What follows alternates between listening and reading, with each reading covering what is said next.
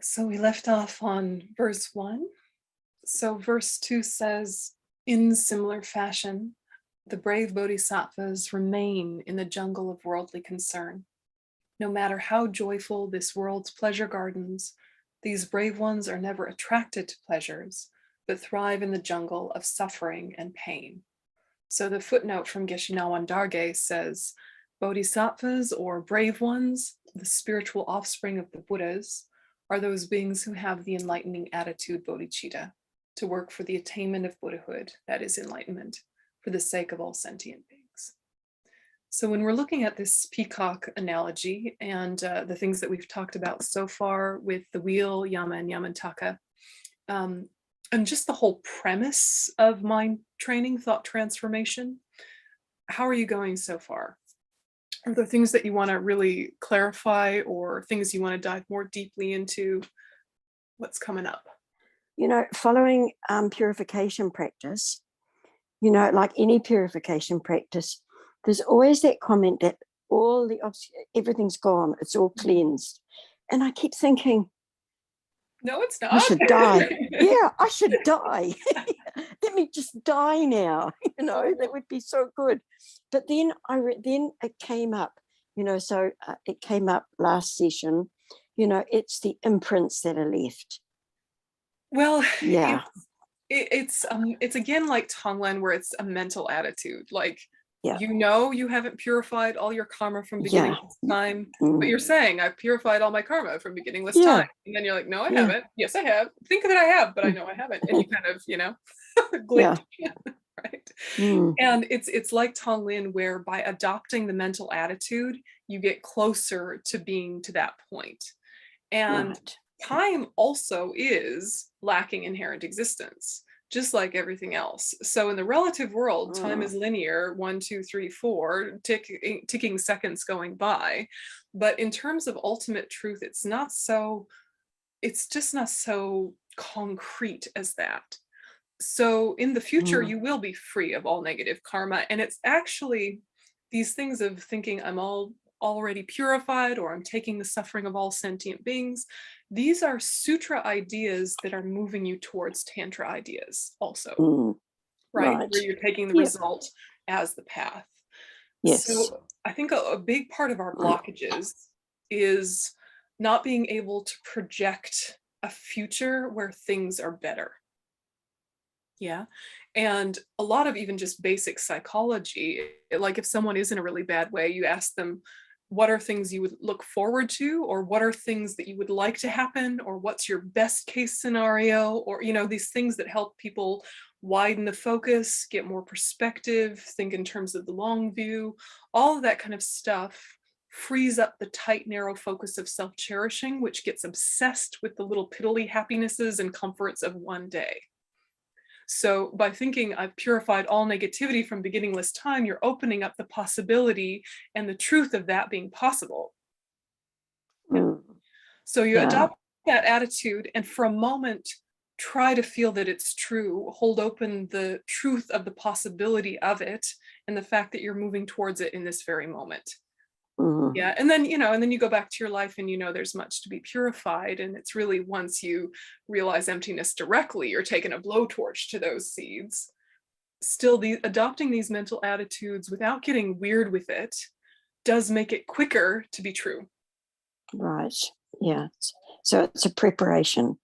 Yeah. It's a preparation, but it's a needed preparation. It's not a fairy tale, and it's not lying. No. It's projecting a future which will be true. Yes. Yeah. Thank you. Yeah. Thank you. Yeah, thanks for asking. Other thoughts? And karma is tricky, isn't it? Because intellectually not so hard to get your head around, but to perceive it directly in all of its layers and nuances, you actually have to be a Buddha. It's more subtle than understanding the emptiness of inherent existence. Emptiness of inherent existence is a subtle phenomena. Karma is an extremely subtle phenomena.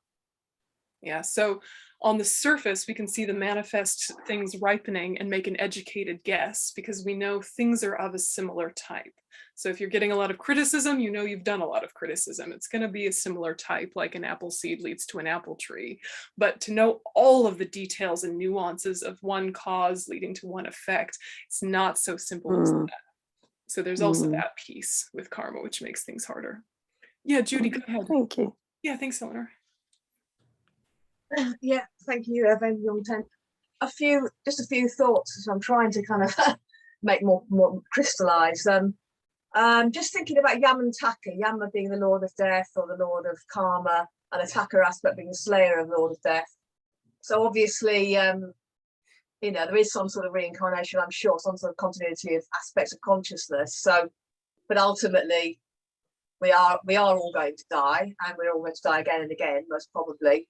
So it's to do with identification. So it's to do with identification with eternity and with the infinity of beings. So in our life right now, the benefits will just continue.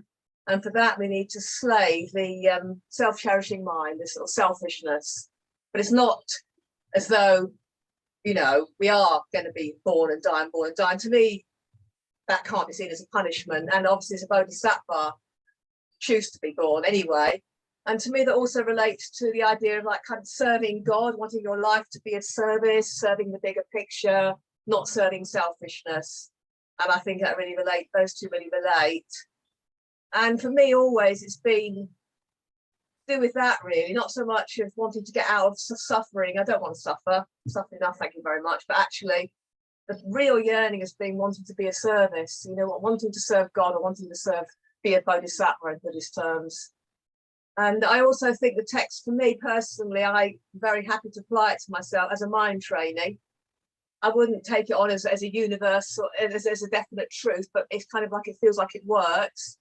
But as you rightly said, I could never apply it thinking about the human condition, about other people, about animals, you know, their suffering. Because I'm concerned as a human being with this unlimited potential, we need to do whatever we can to alleviate the suffering of others. And as far as I'm concerned, that's enough. I don't know, you know, I don't know what's caused atrocities within the human condition and the way they atrociously treat animals. And it's not, as far as I'm concerned, it's never their fault. It was never their fault in past lives either. I won't take that on. I refuse to. Because it doesn't help me. It doesn't help me to feel the compassion that I would need to take action. Yeah. It sounds like you know yourself, right? It sounds like you know yourself and your worldview and your belief system. And, you know, like we say all the time, you don't need to be Buddhist to practice Buddhism, and you can take the parts of Buddhism that resonate and put to one side the pieces that don't resonate. The words we don't... Sorry, I'm a Buddhist actually, but I am a Buddhist, but I'm quite influenced by other things as well. Well, it's fine however you want to identify, you know, it's your life. It's just that we would never use the word punishment. Right? Yeah. Karma is not punishing you or rewarding you, and there's not a paternal, godlike divine figure bestowing boons or bestowing grief. We're talking about natural cause and result. And the issue that we're talking about is that from beginningless time, we've had this beautiful Buddha nature, which is our ability for the mind to transform. And as you say, these acts of service and connection and all of this wonderful stuff, we've always had the potential for that. We will always have the potential for that until it's actualized into the perfected enlightened state, right? But we've also always had innate ignorance, which is why we hurt ourselves and we hurt other people. Always we've had innate ignorance, but we won't always have it. We will destroy the innate ignorance. So the Buddha nature can't be destroyed. It can only be transformed into enlightenment. The ignorance can be destroyed, yeah, and the negative karma can be destroyed. And I guess if you want to just kind of like completely objectively, not thinking about your own life necessarily, just as a thought experiment, what does it do to think that all bad behavior comes from ignorance and suffering? I mean, that's basic psychology, whether you believe in past and future lives or not, right? Is there any bad behavior that doesn't come from ignorance or suffering or both? And you say at first, usually people say, oh yeah, that makes sense. Yeah, ignorance or suffering, that's what makes bad behavior. Yep, yep. And then you think, but what about very smart, calculated serial killers who do things on purpose? What about the ones who enjoy it? They're not suffering, they're really smart. They don't have ignorance, they're not in pain. No, we're talking about something much subtler. The ignorance we're talking about is the illusion of separateness, which is not to say that we're all one big glob. We're not. We're all distinctive mental continuums, changing moment to moment, but so interconnected and so mutually influencing that the distinctions we feel are not the distinctions that are there. However, we feel those distinctions, we reinforce that dualism, and we create negative karma as a result of that view. So when bad things happen, it is not your fault and you do not deserve it, but you did create the cause in a past moment of ignorant behavior. And it might have been 1,000 lifetimes ago and you would never do the same thing. But for us, it doesn't sit well to think, how could something like war or child abuse or rape or famine or floods have anything to do with the poor suffering people who are experiencing that pain? It's simply not fair. It's not justice. It has to be nature or random. It can't be from us. But then you think, oh, then maybe it's from God. But of course, Buddhists don't believe in a creator God. We believe in divine beings, but not a creator God. Karma is what creates the world from our perspective. So it doesn't sit right, right? Like you think this poor little baby having a terrible parent who abuses them, they don't deserve that. No, they don't deserve that. But they did create the cause for that in a previous life, maybe a zillion lifetimes ago. And that actually is more empowering than to think that it's random or that they're a victim, because it means it doesn't have to happen again once they meet a path. Now, you don't have to take on that worldview. It's completely up to you, but just kind of sitting with, here's how and why we think that way, that all results have causes of a similar type. But also karma expands. So if you don't purify a negative karma, it gets bigger and bigger and bigger, but positive karma also gets bigger and bigger and bigger. That's great news. So how do you think about things that you would never do, right? Like say you would never hurt a child or you would never hurt an animal. Is there something that you could relate to as a tiny micro version that you could see yourself doing that then expanded? So I always like the example of how we treat our pets that we love. Sometimes people with pets that they love are completely oblivious to the bodily autonomy of that being, and they'll pick up the whole body of that animal and squish them and cuddle them and kiss them all over and love bomb the animal and be like, oh, I love you so much. And the animal is actually like, dude, let me go, you're freaking me out.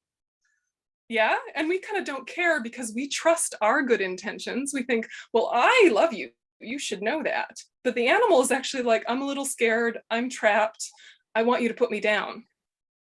Now, that is a tiny, tiny, fairly benign seed of a similar type that could expand into something as terrible as objectifying and using someone's body for your own power and control and sexual needs, right? So it's a continuum. And it actually helps us to understand how we are capable of anything, terrible and wonderful, because then we don't feel like evil people or amazing people are some separate species of human.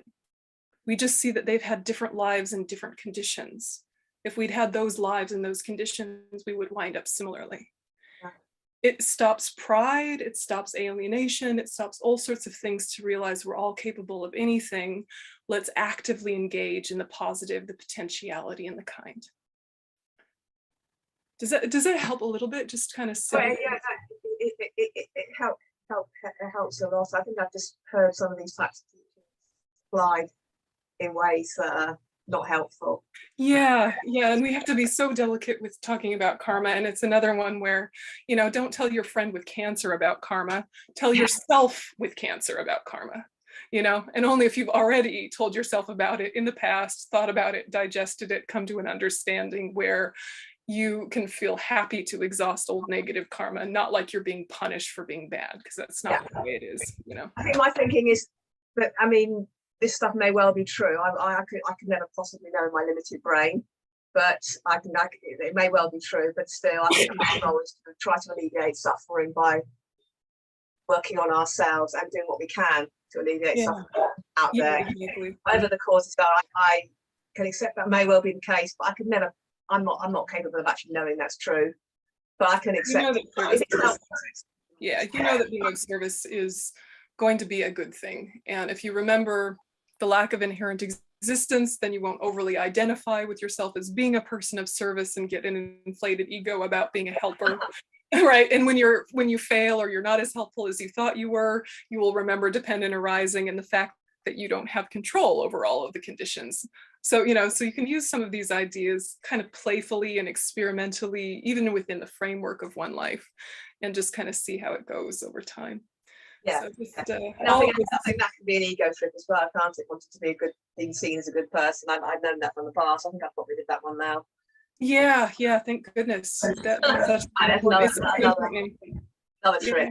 Thank you so much. It's really helpful. Thank you so much. Yeah, thanks for your question, Judy. Are there other kind of hanging thoughts before we do a bit more about peacocks and poison? And then we'll do a little meditation.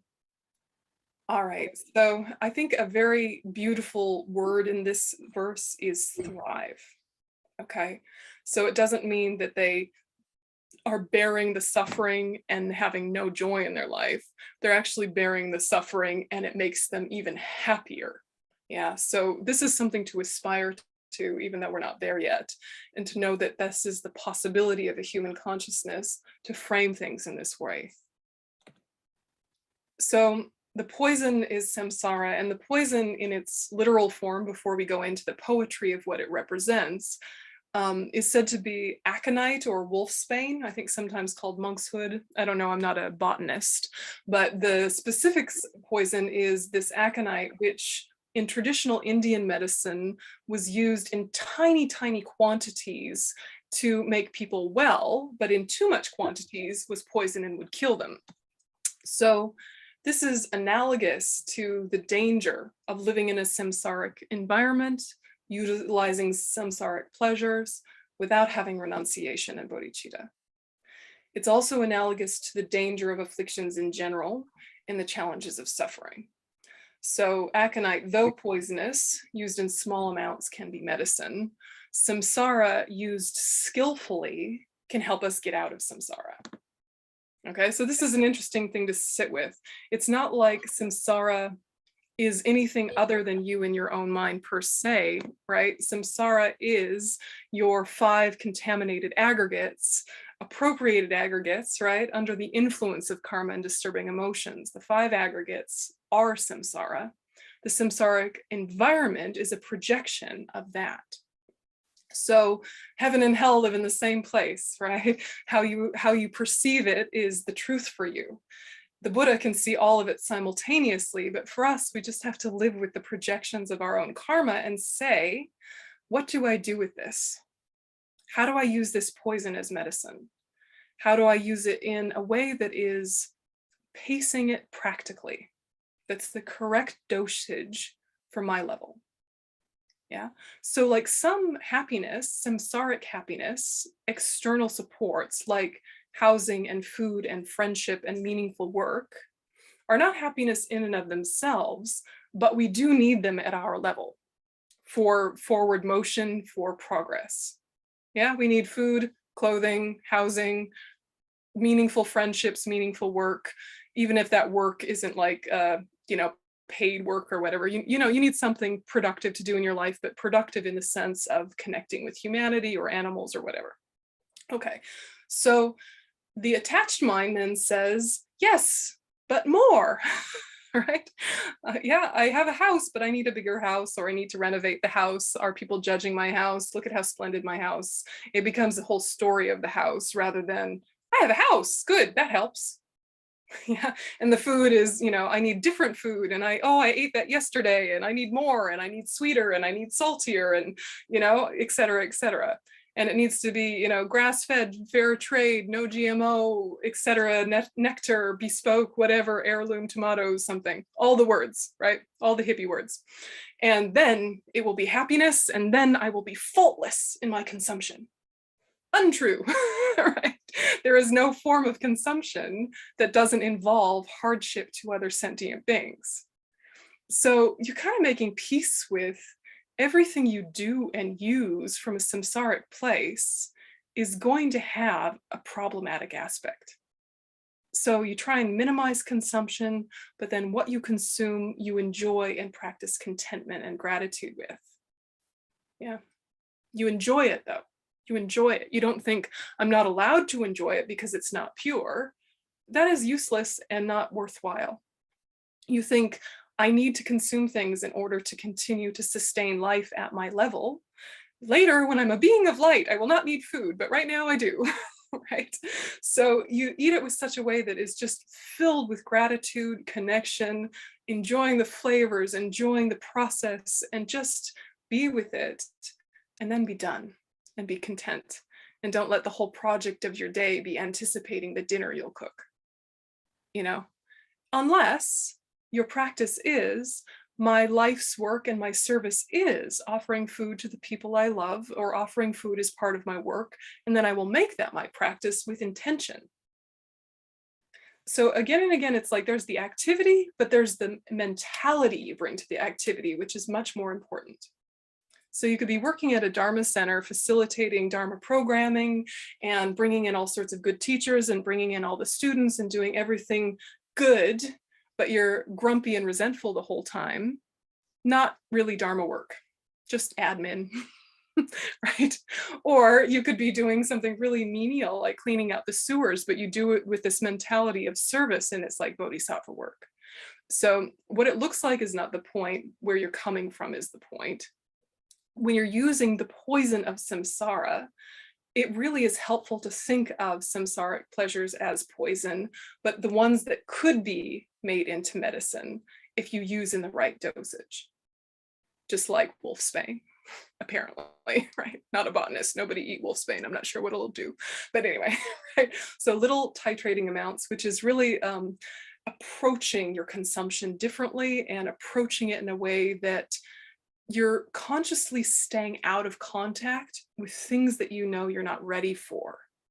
Okay, so for example, if you are an alcoholic, you don't go to a bar. It's not the bar's fault that there's alcohol in it. You know, you have a problematic relationship with that substance, so you stay out of where that substance lives without blaming the pub or the bar, right? Similarly with us, we have to know what is the amount of samsara that I can take on the path, and what is so much that it's just going to inflame my attachment. So the samsaric poison is going to be very different in terms of how much is too much for you to take on the path. But the very important thing is to have the self-awareness that doesn't lie to yourself. So what you're just sitting with all of this, how do I use poison in the right amount at the right time, is to just be so fiercely honest with compassion. Self-awareness is the key to your transformation. So you cannot lie to yourself or it won't work.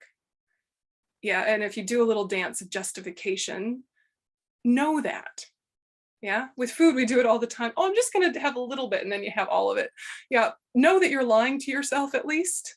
Even if you eat the whole packet of biscuits and you planned on only eating 2, know that you're lying to yourself to at least start to break the spell. Yeah. Does it make sense? Yeah, the way in which to use samsara. And I mean, even more difficult than attachment sometimes is anger, because it feels justified. Yeah, and so how do you use the fact of anger arising on the path? Before you're doing anything with Tantra, you can think, knowing my anger well, I can see the way it leads to harm, the way it harms relationships, the way it steals my peace, the way it steals my health, the way that it hurts in such a ripple effect all the relationships around me. So I'm going to use the samsaric anger that's arising in such a way that I help myself understand people, so that when I see an angry person, I have immediate compassion for them because I know the pain of it. And I have patience with them because I know how much anger loves to justify itself. Yeah, do you know what I mean? So you're using all the things that arise from you as information, but you're also choosing to not believe everything you say to yourself. Yeah, and to not give in to old patterns just because they're patterns, just because they're familiar. Yeah, just because it's familiar doesn't mean it's true or real or right. So all of this has to be done with the correct identification of who are you. You are a sentient being who has Buddha nature. You are what is merely labeled on the collection of parts. You are not your afflictions. You are not your negative behaviors. You are not your mistakes. All of those are temporary and removable. So if you can de-identify with them while taking responsibility for them, then you can start to meet them as the enemy that they are without it hurting yourself in the meantime. So later in the verses, it talks about trample him, stomp on the head of this dualistic conception. And it's so aggressive. But what you're being aggressive towards is your own sort of materials of pain and causes for pain. You're not being harsh to yourself. Okay, but you can only do this if you have the right relationship and perspective on your own mistakes and your own negative mental habits. Otherwise, it feels like you're just whipping yourself saying that you're bad, and that's not it at all. Okay, so the samsaric environment is filled with temptations towards desire, temptations towards anger, temptations towards ignorance and disassociation, numbing. It's full of temptations. And so how do you organize your life so that they're manageable amounts that you can take on the path and not be lost by? This is the inner work that we have to do so that we can really be the peacock without dying from the poison. Okay. So it's an interesting analogy, this peacock and poison one. And so then the bodhisattvas as peacocks, there's basically, peacocks are analogous to bodhisattvas in 5 ways. And this is in many of the commentaries, but I'm using the commentary of Geshe Nawang Dargay. And this one I think you can find on the Alexander Berzin website, Study Buddhism. But anyway, I'll just show you now. So just as the colors of peacock's feathers grow more radiantly beautiful when they eat plants that are poisonous to other animals, bodhisattvas shine with the blissful happiness by making use of such poisonous delusions such as desire and attachment for the benefit of others. So just as peacocks have 5 crown feathers, bodhisattvas have the attainment of the 5 graded paths for enlightenment. So that's the 5 paths.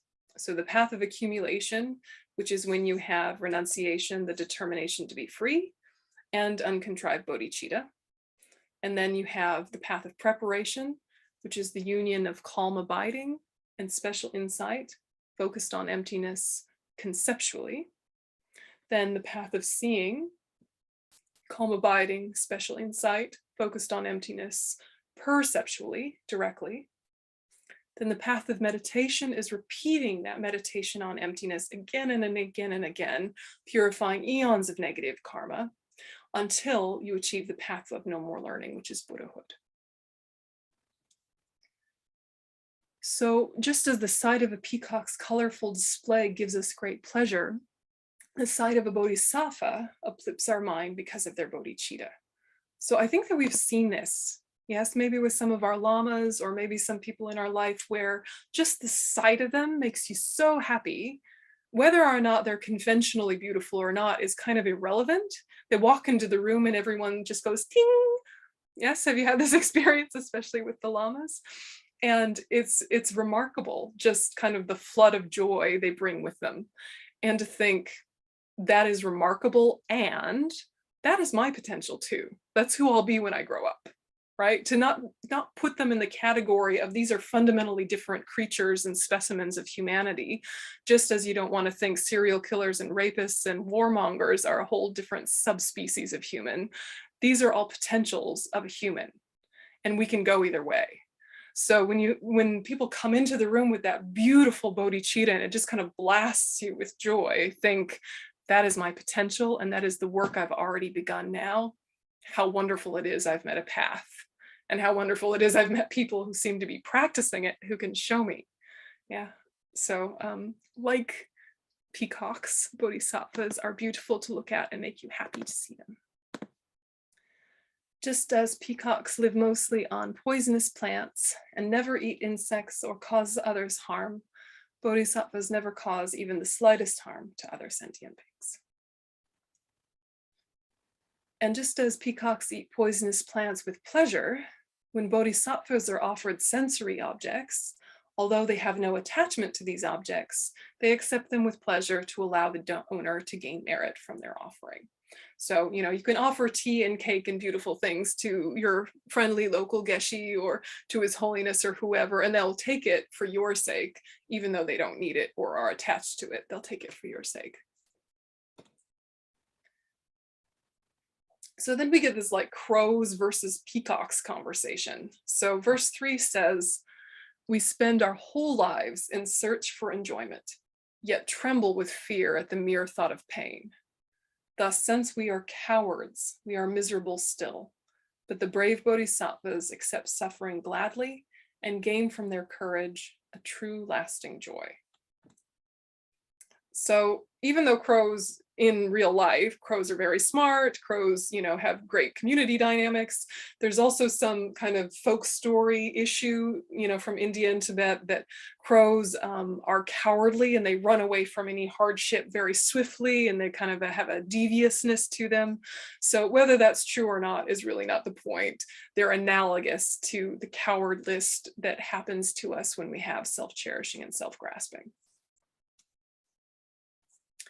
So verse 4 says, "Now, desire is the jungle of poisonous plants here.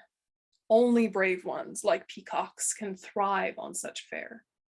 If cowardly beings like crows were to try it, because they are greedy, they might lose their lives." So it's again this thing of knowing what can you personally take on the path and what, if you were to take it on the path, would fail and actually lead to your demise. So the word "now," this is from Geshe Namon Dargay. He says there are 3 levels of training the mind according to the 3 scopes of motivation outlined in the Lam Rim, teaching the graded course to enlightenment. So the initial scope motivation, we work with to attain a better future rebirth, right? The small scope or initial scope. The intermediate scope or middle scope, we work to attain liberation, nirvana, from the vicious circle of rebirth for ourselves alone. With an advanced scope or great scope, as a follower of the Mahayana path with bodhicitta motivation, we can work to attain full enlightenment of Buddhahood for the benefit of all beings. So the word "now" in the text indicates the importance of practicing the teachings with an advanced scope of motivation, having previously trained our minds along the Lam Rim graded course. So again, this is bodhisattva training, and it's again how if you're focusing on working for the welfare of others, it benefits you. If you're working on only benefiting yourself suffers. And it's a paradox, but not really. It's a contradiction, but not really. And when you're thinking about just your ordinary life, when you've really been wanting to work for the welfare of others, like, I don't know, you're cleaning the house before guests come, then you have a clean house. That's nice. Yes, you benefit from the clean house. You may not have made the effort except for guests were coming. Yes, so we're, you know, take very simple, easy, everyday examples like that to think about the way that working for the welfare of others benefits you. And you might actually stretch yourself and expand and do things that are a little uncomfortable at first, but then wind up widening your capacity. And then the next time you do it, there's no resistance or hardship, and you get bigger and bigger and bigger. Yeah, so I remember once, maybe 15 years ago, something like that, when His Holiness used to come to Australia all the time. There was one visit where he was going to all the major cities of Australia and teaching for 2-3 days each place, 4 days sometimes. It was really magic kind of time when he used to come almost every year. And I was a little, you know, helper, you know, like put the flowers out, you know, like help with seating, whatever, like just little menial sort of admin helpy jobs. And so I followed His Holiness for the whole tour doing little helpy jobs. And I was in my, I don't know, in my 20s then, and I was so tired. Oh my gosh, just helping with teachings, going to teachings, helping to teachings, going to teachings. I was wasted. and I was in the prime of my youth. His Holiness was way older than me. And what I didn't realize until I followed him was that in between his teachings, he's having interviews with people, with magazines, with TV, with newspapers. He's helping different groups of people that are not publicized at all. He's going to hospices, or he's going to see old people, or he's going to see AIDS survivors, or he's going to, he's going all over the place helping people. He's not having breaks. I was tired with breaks, and I wasn't even doing anything except for running around putting out snacks, And I think this is what really shows us the way capacity can grow, that despite me being young and healthy in the prime of my youth, because I didn't have bodhicitta, I didn't have the same energy as him. But he has the energy because he's driven by bodhicitta. So, when you have that, it really gives such a momentum, and you don't have that kind of friction and resistance of, I'm too tired, I don't want to, right? You don't have that little whiny thing come up in you, and how much happier you are because of not having it. So it's something to look forward to. And so within advanced scope motivation, there are two ways we can follow the Mahayana path. By following the perfection vehicle, or the paramita yana, it may take many lifetimes before we reach our goal of enlightenment. But by following the tantra vehicle, vajrayana, we may attain enlightenment within one human lifetime. So the word here in the text indicates the immediacy of practicing the tantra path with an especially strong bodhicitta motivation. So this is a perfection vehicle text, but it has references to tantra, and it's pointing to tantra. So the Tantra system teaches many methods for the speedy attainment of enlightenment. Included amongst them is the use as a path of the normally poisonous delusions. In order to use delusions such as lustful desire as a path, however, we must first be devoid of the self-cherishing attitude. That is the greedy attachment to our own self-interest.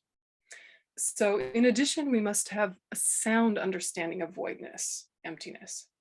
The fact that all things, including ourselves, lack a truly independent manner of existence.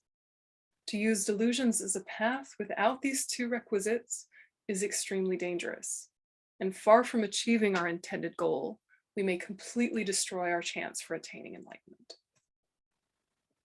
When you're using afflictions, whether from a perfection vehicle perspective or a tantra vehicle perspective, you really have to have this for others, for others, for others, for others, just constant in the back of your mind, because when things are going well, it's easy to get lost in it. Yeah, it's easy to get lost in it. So if from the very outset, you're thinking, I'm doing this for the welfare of all sentient beings, in a way it protects you from going down the wrong road. It's not about crows. I wanted to, just a comment, and I don't know if I'm right or not, so would appreciate your just a thought, and I would appreciate your commentary on that. In that second verse, there was a phrase that a Bodhisattva thrives on suffering, and I was thinking, like, in life, sometimes we get so bogged in our suffering that sometimes we feel ashamed of not suffering when there is so much suffering around. If you lost someone, or some grief, we don't know how to get out of that grieving process. What is the right amount of grief, Yeah. Or if someone is sick, we just think, especially for our children or our parents. And I think I was thinking with that verse that it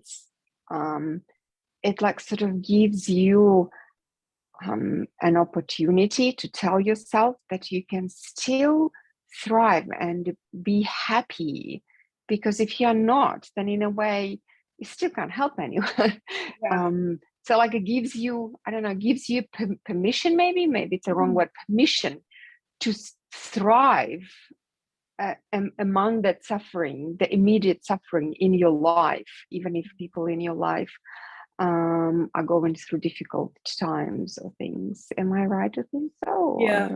Yeah, yeah, exactly. I think we're used to kind of a kind of garden variety empathy where to be with someone in their pain, we need to show some sort of aspect of also having pain or something, or if something tragic happens, in order to relate to humanity, we need to show the displays of grief that the people of our culture display or something, and it's something about relating to others that makes us feel like we have to do that, even if that's not what we're feeling. And it's not like, you know, you I don't know, tell inappropriate jokes when someone's just lost their mother or something because you're feeling happy, you don't mind. It's not like that, obviously, but it is definitely the case that you can thrive and be happy within hardship. And in fact, that's a contented, calm mind that has more creativity. And when your mind is contented and calm and has more creativity, all of your life's wisdom is at your fingertips. And so the best thing to do to help someone that you know so far is acceptable for you, like it's accessible. Does it make sense? So I think it's really interesting to think about when you've been caught in a negative state of mind, but you want to help, you only have a couple of strategies or options of what might help. Yeah, but when you're calm, there's a lot of possibilities and you're much more fluid and flexible in saying, I think for this situation, this. And then if it doesn't work, you're also less distressed and agitated because again, you know, you don't have control over all the conditions. You only have control over some. So you're not punishing yourself for not being as helpful as you wanted to be. Or when you are helpful, you're not overly identifying and thinking, I'm an amazing helper. You know, it's just keeping you in balance. So to thrive doesn't mean you're bouncy, excited, happy. It means a deep contentment and calm. And that even when you have grief, there's some sort of baseline stability. And it might be a little bit like the way you are with a little kid who's going through a wrong time. You know, if they're going through a tough time and they have a tantrum, you don't have a tantrum with them, right? You're with them, you're holding the space, you're helping them calm down. If they want a hug, you give them a hug. If they want space, you give them space. And you just kind of let it roll through because you know emotions at that level of intensity will die a natural death if they don't get fed. So you've seen your own tantrums play out over your life, so you're not afraid of their tantrum unless you're overtired and haven't slept enough, right? So you can hold the space for them to have a fit and just gently assess the situation. But if you're agitated and angry and mad at them for having a tantrum, you're not helping them move through it. And we know this as adults who have had children in our life. So you thriving gives more conditions for them to thrive. And we can be the same with our peers or with even people that are somehow in authority above us, whatever. We can be in a leadership role always divorced from authority. You know, that leadership and authority don't have to go together. You can kind of set the tone even if you're not in charge. Yeah. Yeah, any other thoughts before we do a little meditation?